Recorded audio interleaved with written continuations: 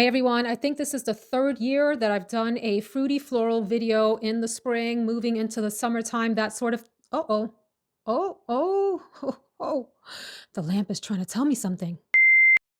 Hey everyone, thanks for joining me. I think this is the third year that I have done a fruity floral video for the spring. This counts for summer as well. Before we get started, I'd like to know, is this a category that you are drawn to? And if so, what is your top recommendation? Tell us down in the comments so that we can partake in the joy of fragrance together and hear each other's recommendations. I have 10 and one honorable mention. The ones that I'm going to talk about today, a few are maybe repeats from previous videos. I'm not quite sure. Well, at least one is.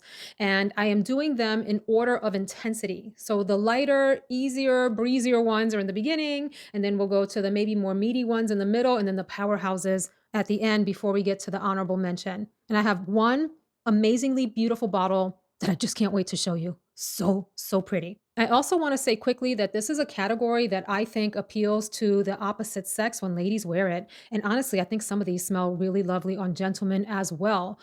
I don't know what it is about the category. It's playful, it's fun, it's flirty, and there's a lot of ways to do a fruity floral, as you'll see as we go throughout in terms of the combination of notes that can give you that kind of fragrance. Let's start off with one of the most gorgeous bottles in my entire collection and perhaps that I've ever seen among fragrance bottles, and one that has survived declutter after declutter after declutter here in my home. I've had it since I started my channel or soon thereafter. This is from Lalique and it's called REVE d'Infini, which I believe means infinite or ongoing dream. Look at this gorgeous bottle. I just adore the daintiness of this. It's ever so slightly pink and nudie and has the frosted bottom. If you like pretty things sitting on your counter, this is a beauty. This is also one that you can get relatively inexpensively. I think I paid between 30 and 40. I don't remember. It was like 4 years ago that I purchased this, but it's on gray market sites. And so anyway, get your hands on this one. One of the most delicate, almost champagne-y smelling floral fruity fragrances. Maybe it's a little bit of a cheat because it has a good dose of a delicate musk in it. But some of the notes that make it a floral fruity include lychee, bergamot, freesia, white rose, absolute, jasmine, peach. The base is vanilla, sandalwood, and musk. To me, it's just sort of a sweet, easygoing, politely musky base. The features here are a very clean white floral nature, something sort of sweet and fizzy at the top of this fragrance. And I mean at the top, not just in terms of the note structure, I mean that sits on top of the entire fragrance experience, almost like it hovers. Something sweet, nearly sugary, but not quite. Sweet and fruity on top of the entire experience, underneath that clean white florals and that musky, delicate, sweeter base. Very pretty fragrance, not the super longest lasting. You're going to get moderate longevity out of this. And by that, I mean somewhere in the neighborhood of 4 to 6 hours or so. Very gentle scent bubble close around you. I mean, when you first spray it on, other folks will smell it, in the room. But as the day goes on, it settles close to you and it's just delicate, pretty, princess-like. So I recently did a video that I think I titled My Precious, like Lord of the Rings, My Precious.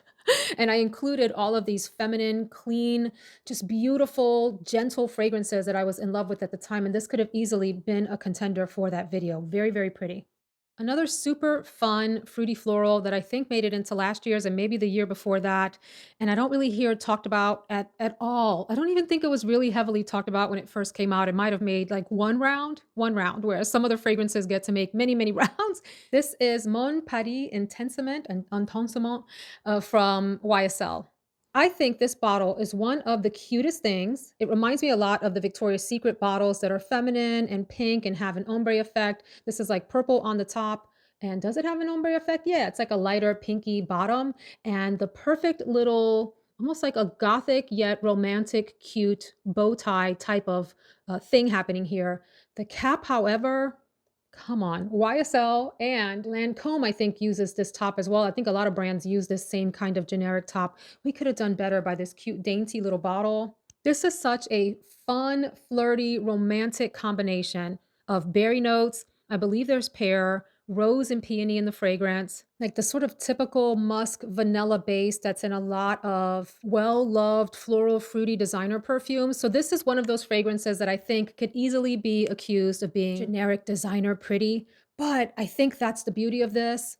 I enjoy wearing this. I think it is feminine, flirty, very girly, All things bright, happy, and fun about life. Like, I would not hesitate to wear a high ponytail with like a pink ribbon in it while I'm wearing this. It's a pretty, pretty little fragrance. I think it comes in larger sizes. I just chose to get it in the small bottle and not talked about. I don't even know if this is sold anymore. Like retail, I will take a look for you, but you can certainly still find it on gray market sites. In fact, as always, all of the fragrances that I talk about will be linked down in the description box if you care to purchase through those. Yeah, it looks like this is now only available on gray market sites or secondhand. Let's go to YSL Beauty and check. Yeah, it looks like the YSL site is only selling the original and the Lumiere version. I haven't tried the Lumiere. Let me know your thoughts on that one. It's an eau de toilette that has Datura, Rose Absolute, and White Lotus. Anyway, readily available on gray market sites. Do check this one out if you like that beautiful, generic, but appealing, mass appealing, flirty designer type of scent. Very, very good. My third selection in the easygoing category before we move on to some meatier options, I fell in love with this fragrance on first sniff. I thought that it was just like the perfect pair in a fragrance along with some florals. And I think the bottle with its entirely sort of pink nature is adorable. This is My Way Nectar. If you're not familiar with My Way from Armani, the original, it's primarily like a bubblegum tuberose fragrance. And then there are a number of flankers. I have My Way Ylang as well. I have the iris one.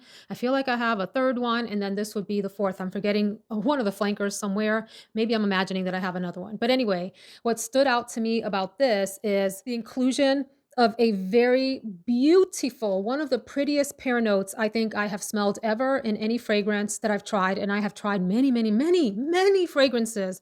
Ooh, in fact, pear is the dominant note when this fragrance opens up and it sticks around through the mid and then in the deep, deep dry down. There's still a little bit of pear, but it's not as dominant as some of the other features. The key florals here are tuberose, orange blossom, and jasmine. Fantastic combination of florals. I find this to be much more on the delicate side for those of you that are tuberose averse. You don't care for tuberose, it's not your thing. You don't care for jasmine, it's not your thing.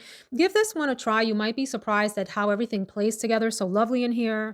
The base is vanilla, there's some woods and musk. But again, another dainty feminine fragrance that to me does no wrong. This is beautiful. Now, some people complain that this sort of fades away after a few hours. I haven't necessarily had that happen to me. I would say it's in the 4 to 6 hour range, which for me these days I think is perfectly acceptable. This is a lovely one to try out, particularly if you like pear and you've been looking for a dreamy pear note. And it made my top 10 new releases of 2024. That's how much I loved this beauty, this little number here. Let's go on to some meatier fragrances. Okay, this next one is loved by many, and then some people don't understand it, and then others feel like maybe it isn't worth the price tag. I'm talking about CASSILI from Perfza Marley.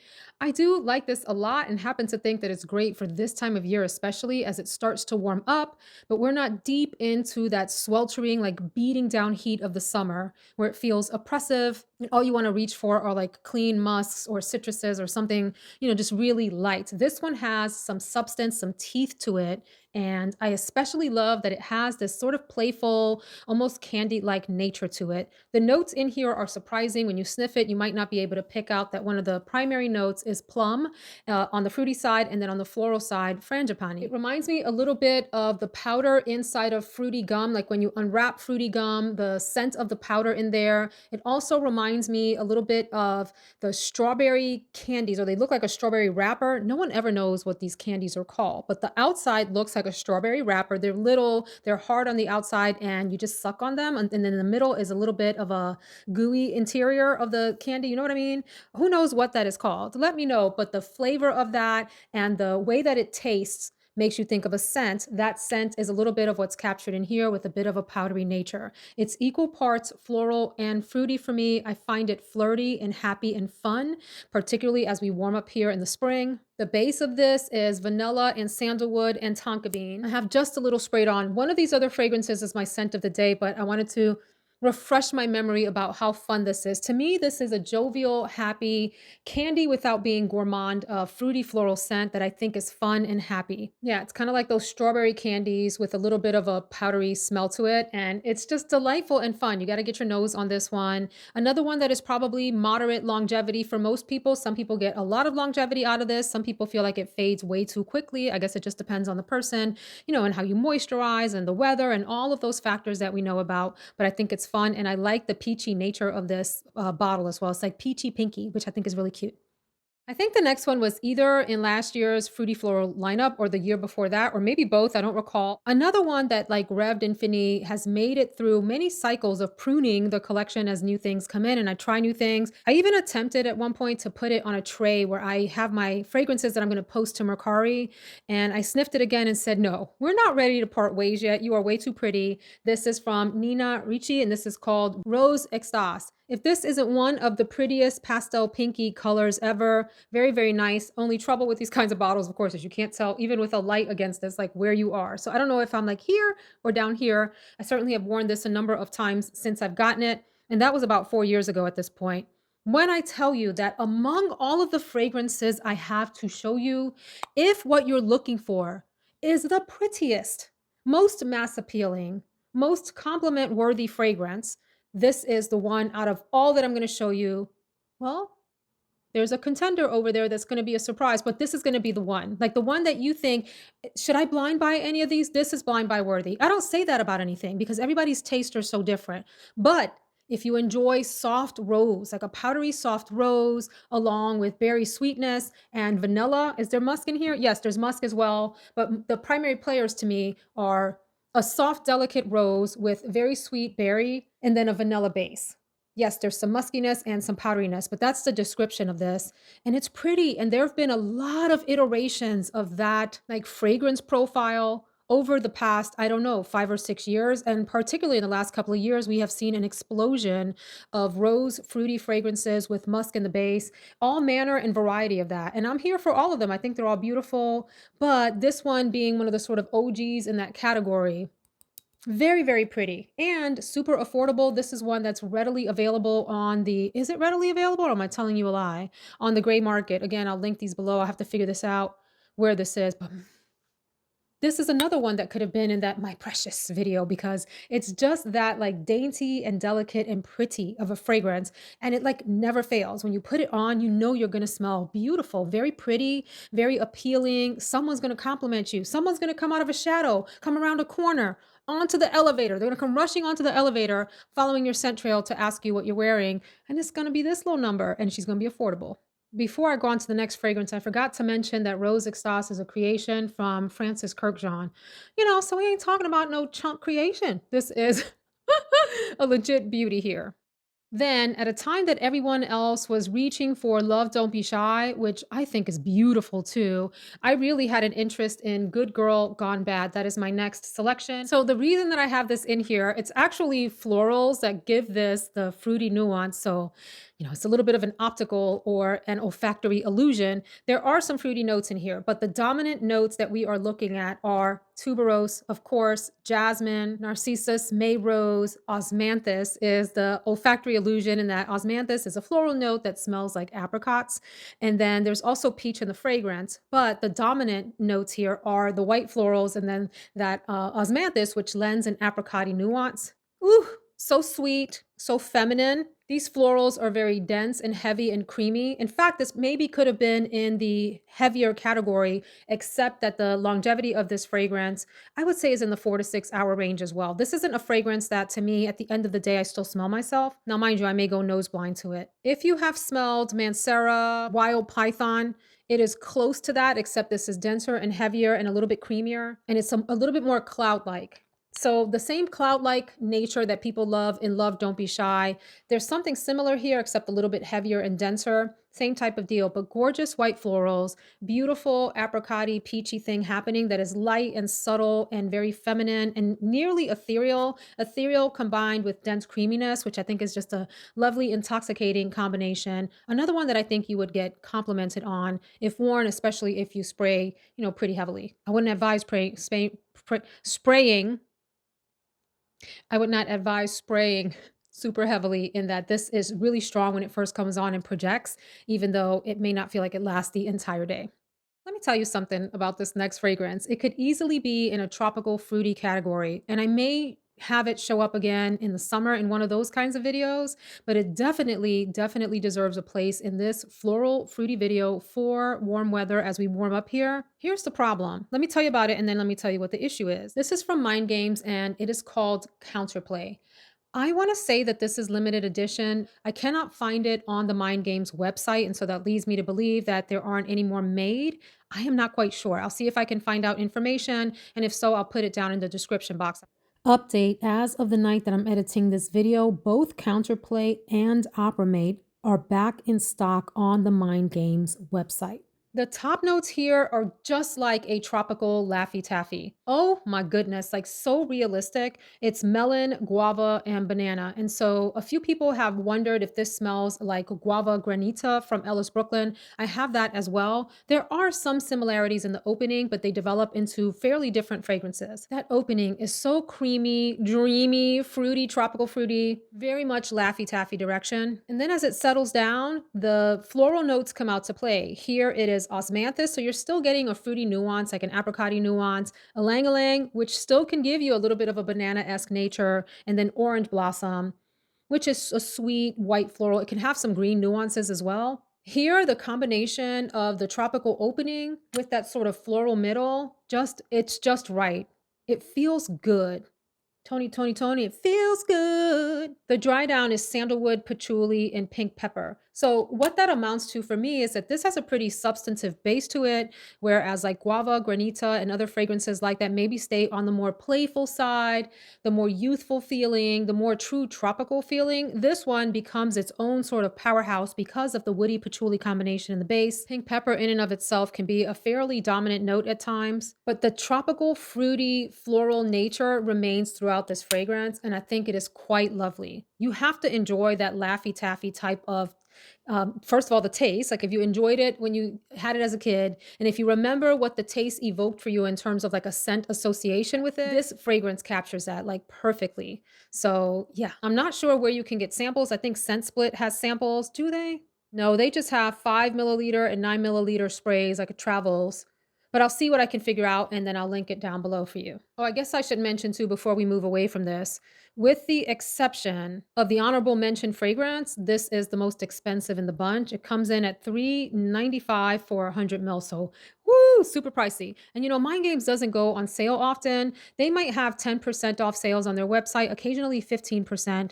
But if the sale is what you're going for, you might be better off waiting for one of the department stores that carry Mind Games to carry a sale, and if you have like reward points and that sort of thing, to use it on one of these bottles. I mean, look, friends, unless you just have it like that and $3.95 is no thing to you, shop wherever you please. But for those of you that are minding your budget, I wanted to share that. All right, friends. So now we go into the three powerhouses before I talk about the honorable mention. My scent of the day is from Bond Number 9, and this is called Madison Avenue. In the pictures, it shows that it has a little black bow. Mine didn't have a little black bow. This is a 1.7 ounce, so I don't know if the full bottle has that. Does anybody want to make me a little black bow and send it to me? Do we have anybody crafty out there? I just want a little bow. I want a little bow on this, similar to what's on Mon Paris Intensement. I just said that like I speak French. Let me just go on and say Intensement. Okay, moving along.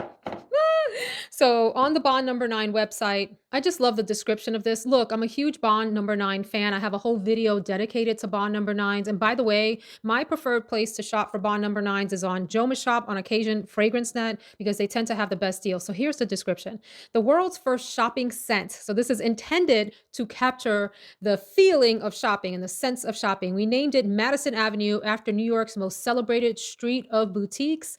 I mean, friends, if you've gone up and down Madison Avenue, you gotta have a couple dollars in your pocket to shop there. A high energy daytime bouquet with come hither, woody, mossy, sheeper notes, long favored by fashionistas. So the notes here are apple, bergamot essence, blackcurrant, rose essence, jasmine, magnolia essence, a lot of essences, patchouli essence, ambroxan, and praline. So I want to just focus on the patchouli and the ambroxan because people are averse to those notes. They do show up in here. I feel like they are so nicely accompanying the other players that those of you that are averse to patchouli or to ambroxan, you may want to get a sample and see, does this one work for you?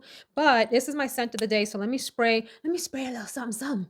I mean, friends, this is a meaty fragrance. I'm gonna take it back. Those of you that don't like patchouli and don't like ambroxan, you're not gonna like this. Don't even bother sampling it. I'm gonna correct myself and just say that those of you that don't mind those notes, you want something more substantive in this category, this is definitely one to check out along with the other two that I'm gonna mention. For me, the rose and the magnolia are a little bit more dominant and something like an apple berry combination. Think apples, berries, rose, magnolia, patchouli, and ambroxan. I don't get much praline here. Maybe that adds a little bit of sweetness or even like some kind of caramelly, chocolatey nuance or something like that. For the most part, this is a heavy floral, fruity patchouli. If you've ever heard somebody talk about like a fruit chuli fragrance, meaning it's got a lot of both, this is floral and fruity with that patchouli base and ambroxan that helps sort of project the fragrance, give it a little bit of woodiness. I think this is really great, but you do need to like those notes. So this is a heavy hitter.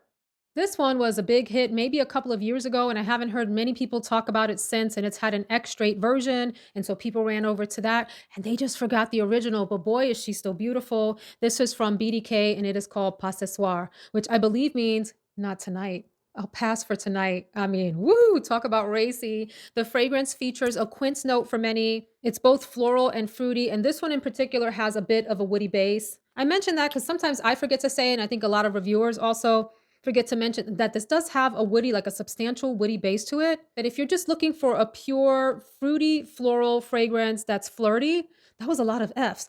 This may be a little bit too heavy for some people. The florals here are jasmine and orange blossom. Quince is a very juicy smelling note. It can sometimes come across a little bit sour. Depending on what it's with, the combination can smell juicy and sometimes sweet. So top notes here, ginger, orange, black pepper. There is a little bit of spiciness in the opening. I will say those of you that are sensitive to black pepper smells, or you don't like them, or you tend to pick them out and then hate the composition, maybe skip on this one. For those of you that find black pepper adds something a little bit alluring, mysterious, attractive to a scent, it works well here. Middle notes are quince, jasmine, and orange blossom. And in the base, you get cashmere, which is designed to give you in a scent form, the smell of, or the feeling of cashmere in a scent form. It's intended to do that. And it has some woody facets to it. Amberwood and patchouli. Patchouli can sometimes smell woody in fragrances as well. So people sometimes associate patchouli with just smelling like, wet dirt, like a garden, like garden dirt, but it can smell chocolatey and it can also smell woody as well. And I think it's woody here. This for me is a fun, flirty, confident fragrance. I just got almost like a whiff of, I can't believe I'm going to say this because I've never made the association, but La Vie Belle, the Wee Flanker, if you have tried that one that has like the star glitter in the front, the fruitiness that's there is here. That same kind of thing. This is gorgeous. This is gorgeous. A bit of a sharper fruitiness here, beautiful florals and a woody base and some spicy notes to make it intriguing. Long lasting, this one. When I first got it, it didn't last very long, like half a day.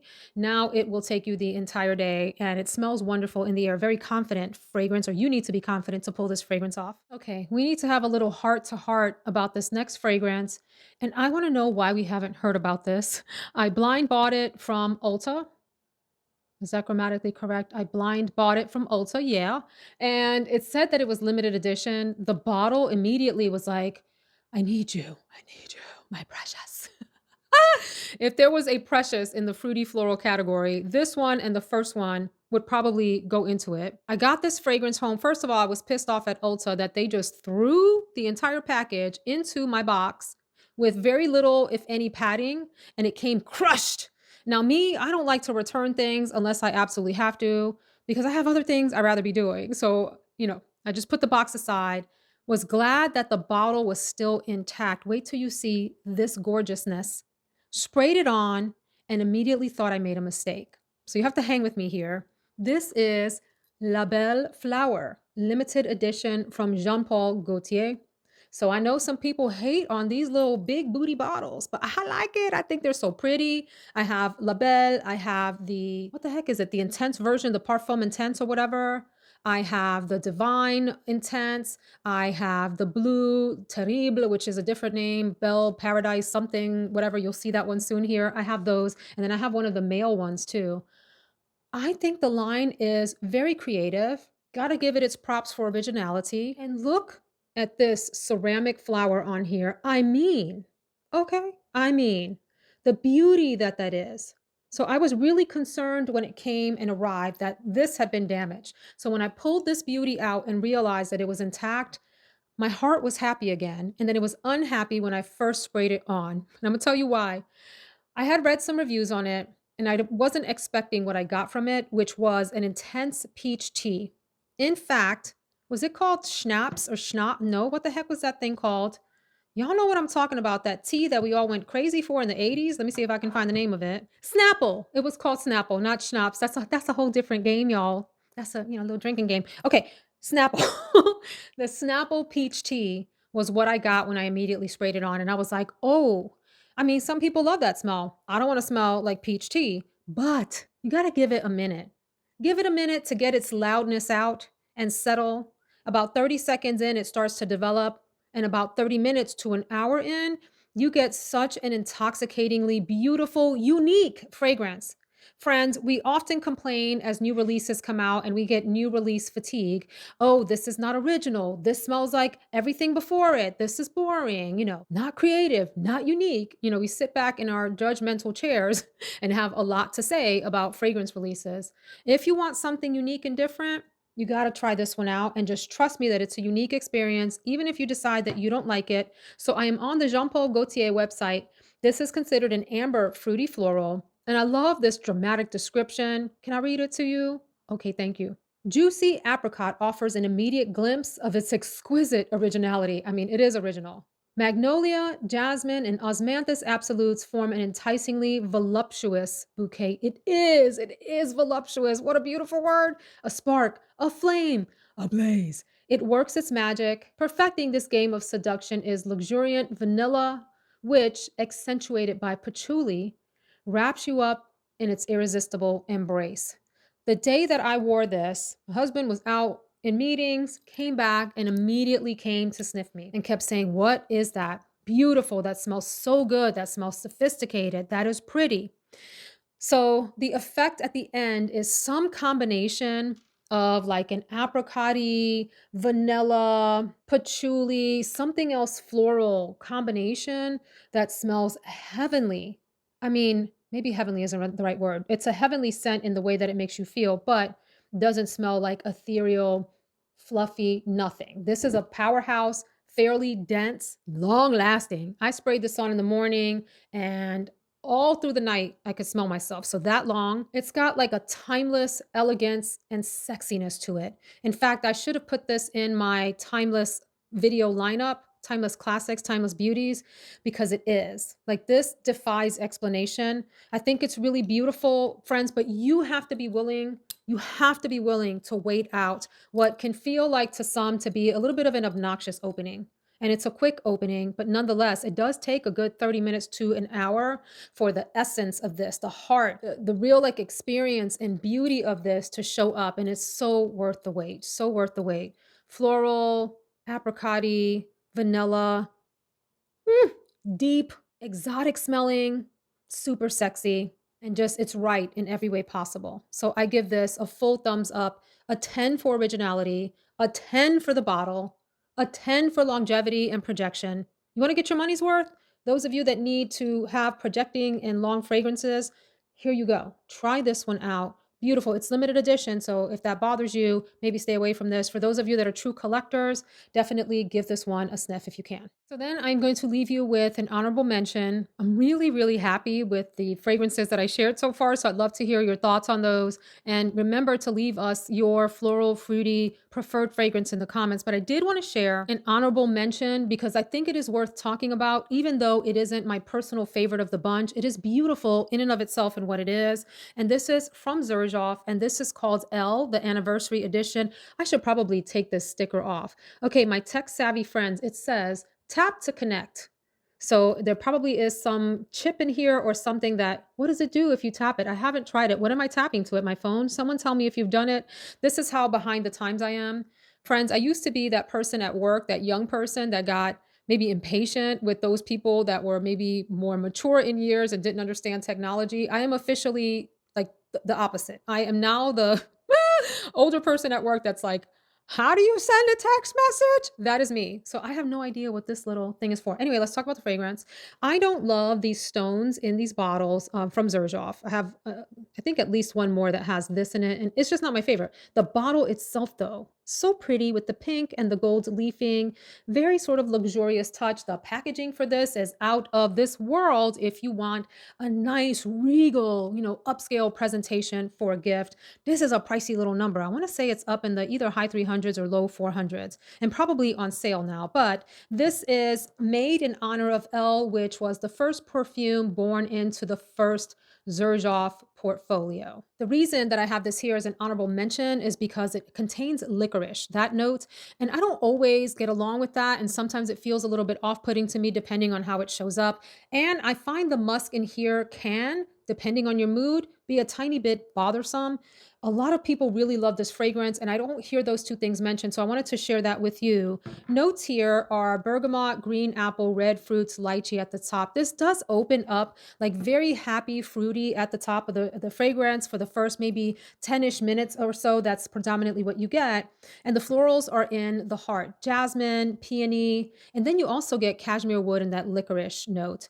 And then the base, musks, sandalwood, and patchouli. I think there are also some kind of spices in the base. Fragrantica voted the accords to be floral, fruity, and I think there's also fresh. I don't necessarily think of this as a fresh fragrance. Maybe the opening feels fresh.